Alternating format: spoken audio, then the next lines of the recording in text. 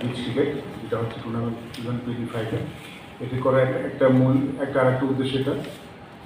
আর Arafat Rahman cocoa, যার নামে টুর্নামেন্টটা হচ্ছে, when I was being a captain 2004 থেকে 2007 পর্যন্ত কোকো ভাই খুব ক্লোজলি আমাদের সাথে কাজ করেছিলেন। আমি দেখেছি ওনার ক্রিকেটের প্রতি প্যাশনটা একটু অন্যরকম ছিল। উনি হাতে এই জিনিসটাই পছন্দ করতেন। উনি কখনো সামনে আসতেন না। আমাদের ন্যাশনাল টিমের সম্ভবত 80% বাংলাদেশের যতগুলি খেলা তো সব খেলায় দেখতেন, কিন্তু আমাদের সাথে কিন্তু খুব দেখা হতো না। উনি এক কোণে এসে খেলা দেখে চলে যেতেন এবং উনি ভীষণ ক্রিকেট ফলোয়ার ছিলেন। সব খেলা দেখতেন, সব খবর রাখতেন, কিন্তু আমাদের সাথে কোনোদিন সামনাসামনি আসতেন না। আমি হয়তো পুরো 4 বছর ওনার সাথে একবার কি দুবার দেখা করেছি, মানে উনি দেখা করেছেন, বাট উনি পেছন থেকে সব কাজ করতেন আমার ক্রিকেটের যে প্রেশনটা গড়ে তোলা।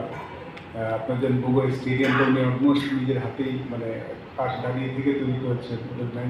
ওয়ান্ডারফুল ক্রিকেট স্টেডিয়াম, এরকম অনেকগুলি স্টেডিয়াম যেখানে তৈরি হচ্ছে, উনি সেখানে একটা প্রত্যক্ষ অবদান রেখেছিলেন। Is a genuine sports lover, cricket লাভার বলতে পারি। তো উনি সম্ভবত এই ধরনের প্রোগ্রামিং সবচেয়ে বেশি পছন্দ করতেন। আর যারা আয়োজক তাদের আন্তরিক ধন্যবাদ জানাতে চাই, কারণ এত সুন্দর একটা টুর্নামেন্ট আয়োজন করেছেন। এবং আমি যেটুকু জানতে পেরেছি, শুধু এটা না, তাদের আরও ফিউচার আরও প্রোগ্রাম আছে।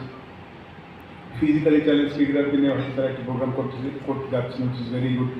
আমাদের ফিজিক্যালি চ্যালেঞ্জ ক্রিকেটাররাও কিন্তু এখন বেশ ভালো করছে, বেশি বাইরে অন্য দেশে যাচ্ছে, ভালো করছে। তাদেরকে নিয়ে একটা কার্নিভাল হচ্ছে, সেটা তাদেরকেও দেখে উৎসাহিত করবে।